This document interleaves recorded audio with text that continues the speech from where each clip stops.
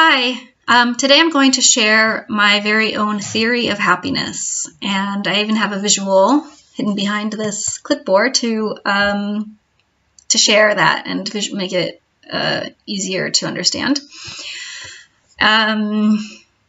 This explains pretty much my whole philosophy when it comes to self-help, learning how to overcome emotional issues that bother us, how to increase baseline happiness gradually over time, how to know exactly what to do when you are feeling upset in the moment, to get out of what we typically do, which is go in circles in our minds and not get very far. Or we experience things like we meditate, we journal, we go exercise, we do all that stuff that we do and we feel better for a while. But then inevitably that black cloud comes back, the anxiety comes back, the blues come back. And it feels like no matter what we do, we just can't get away. And we're like chasing this calm and this happiness. And it's hard to keep a grasp on it. So this theory that I'm going to explain now is what I've learned over the years. It's a mix of my own intuitive approach, but I definitely have to credit Teal Swan. I've watched pretty much, not all, but most of her hundreds of videos, and they've been genuinely life-changing. She is an extremely wise woman when it comes to emotional health, mental health. Basically just how to have a good feeling life. This is something that's interested me always from a very young age. Thought about it, read about it my entire life. So it was no surprise that when I stumbled across Teal Swan, I got instantly hooked. And she's, thanks to her teachings, which I've integrated in my own life, I've experienced incredible transformations one after the other in many areas of my life. So basically this works like nothing else. And it's something that I'm passionate about. It's something that it's what I want to help other people achieve and integrate and learn. So without further ado, I'm going to explain my theory of happiness. Here it is. So at the top, I have kind of a title, which is how to feel better in the moment, which is a common question like, okay, I'm having an anxiety attack, or I'm freaking out, or I feel depressed and I don't know why, what to do. And then not only that, you want to know what to do, but you want to also have it work in the sense that it doesn't stick, and and so it feels like you're going in circles. So how to make your overall level of calm, happy, peaceful, empowered, resilient, how to make that go up over time, which is what we all want, I think. So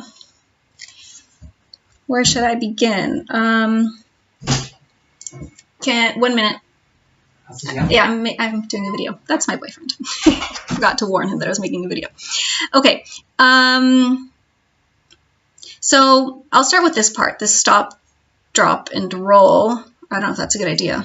I'll explain the circle. So there's a circle, and it has two halves to it. On this half is what I would call, it's kind of hard to have just one word for it, but it's the non-resistance half. If you're familiar with the theory of yin and yang, it would be the yin. You have things like heal, love, allow, integration. It's more past focused. This is the part of the circle where we go into our pain and we use our negative emotions to connect to the wounds that are there that are causing our current struggle in our present day. So just to give you an example from my personal life, from a very young age, I adopted a strategy which was to be perfect student, so that, you know, I could gain praise and approval from others. And this has a light and a shadow side to it, like everything. I've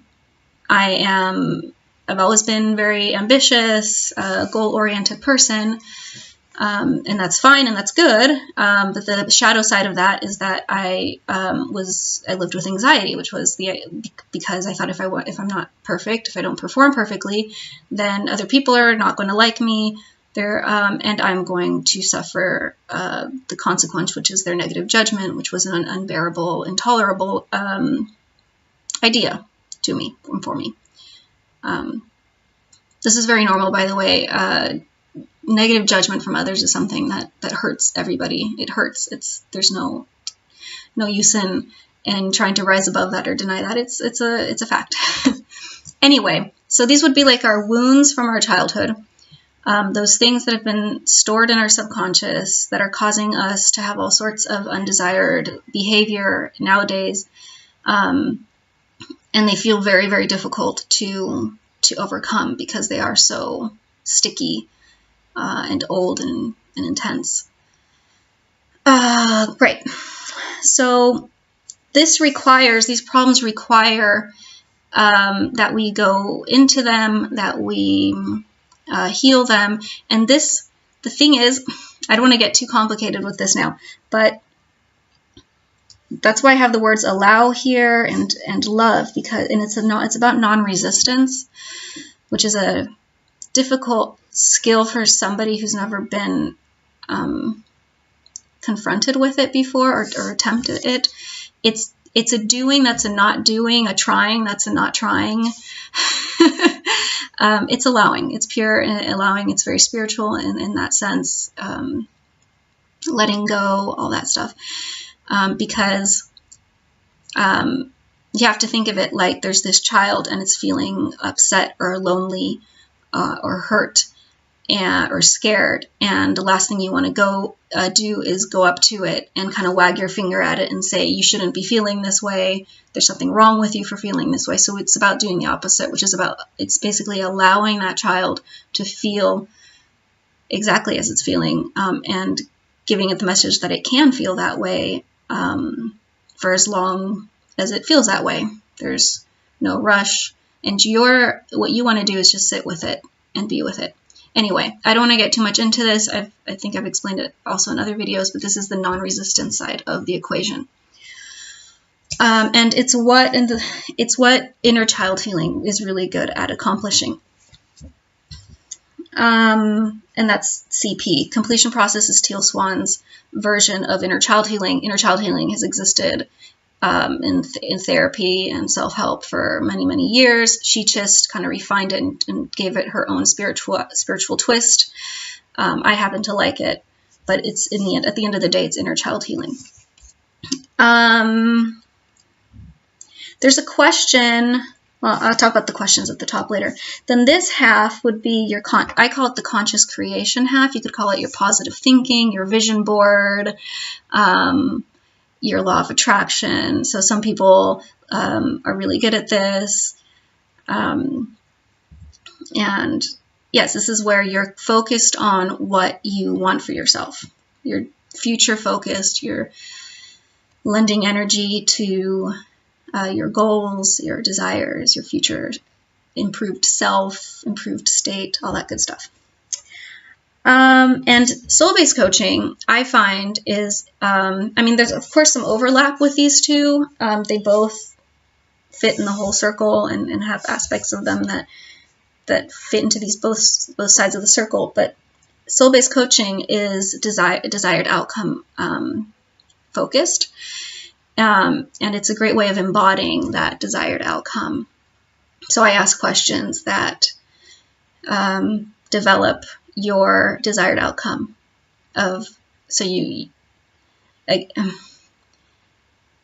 it's like putting all of the mental energy on that future state that you want to embody when you have overcome the issues that are being caused by these wounds, for example.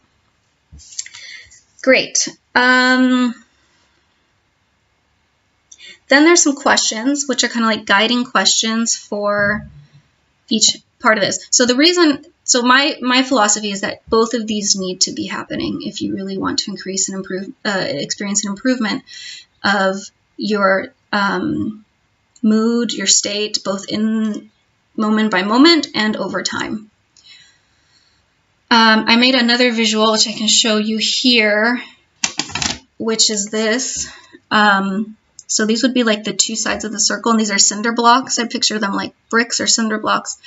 And if you want to increase your happiness from it being something like down here, where it's quite a low level, you're probably struggling a lot, to something like this up here, then you want both sides to be even. You want to be doing both of these, because if you're only doing one or the other, then you're going to have a disbalance, and that's going to look like this in one direction or the other.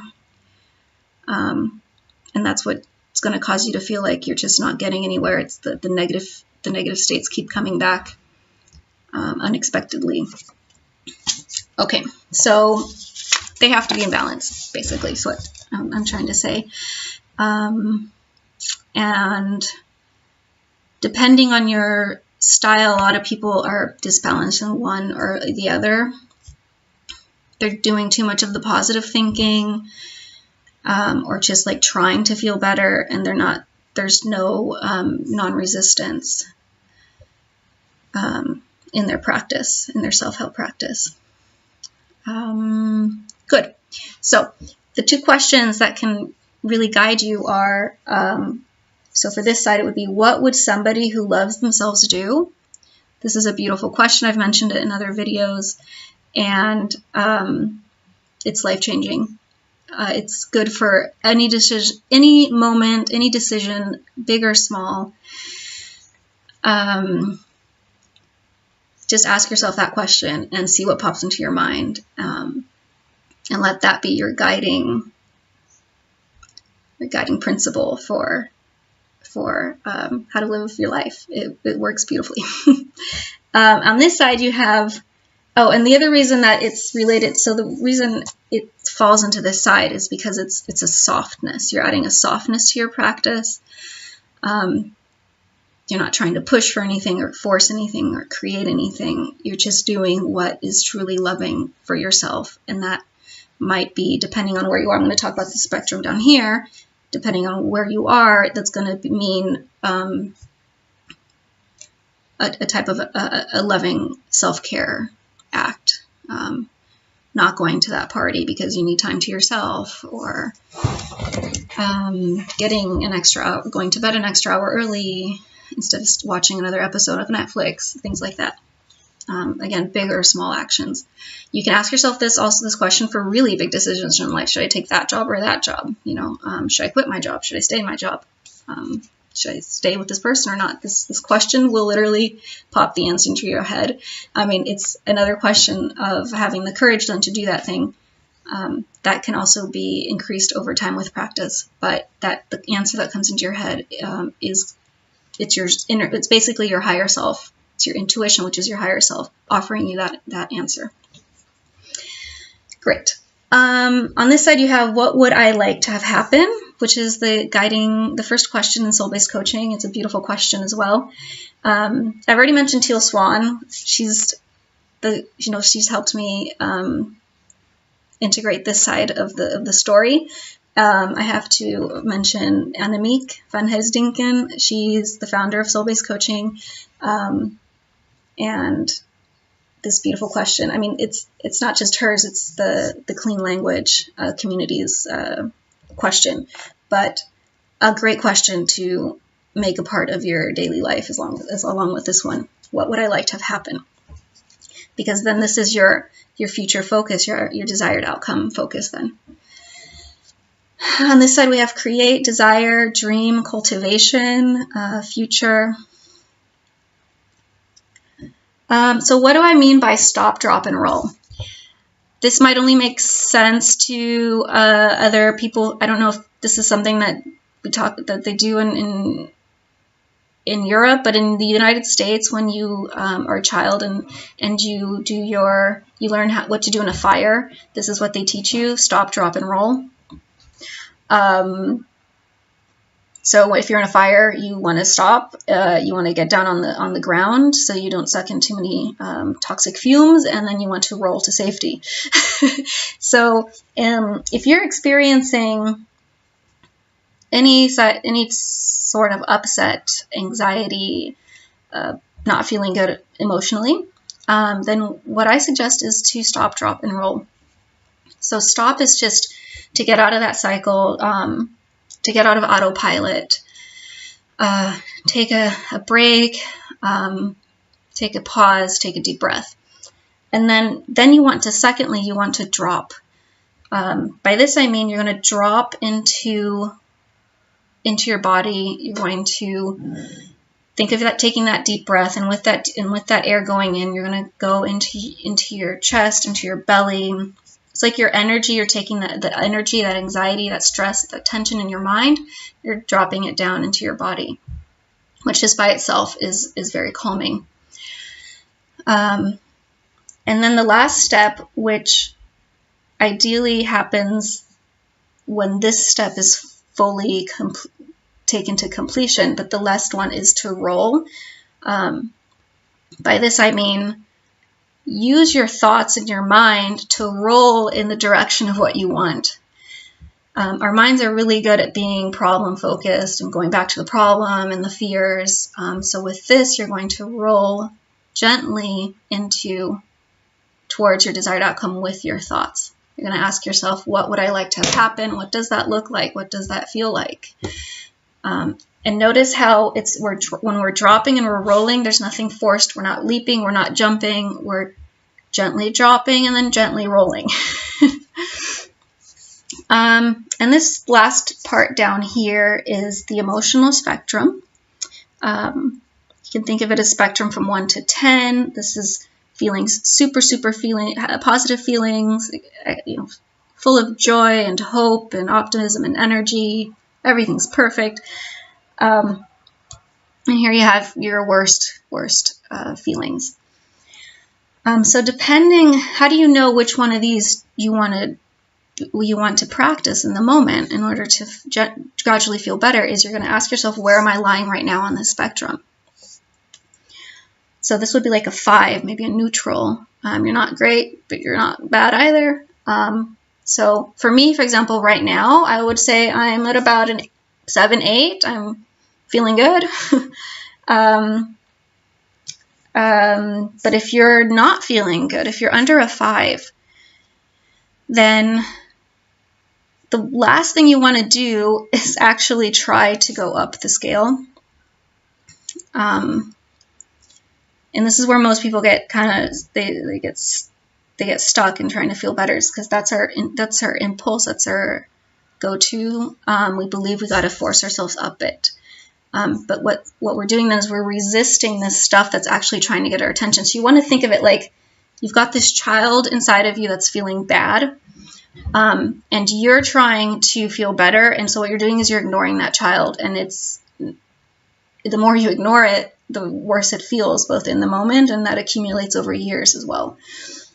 So you want to actually drop towards that child. You want to allow yourself to feel the anxiety, the fear, the sadness, the hurt, even more. And I know that sounds crazy,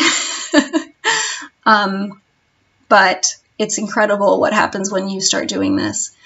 So what happens is you'll drop down into it. You'll practice. You'll start doing these practices, which is something that I teach in my coaching, how to do this exactly, of dropping into those emotions and being with that child. And then what happens is it experiences relief.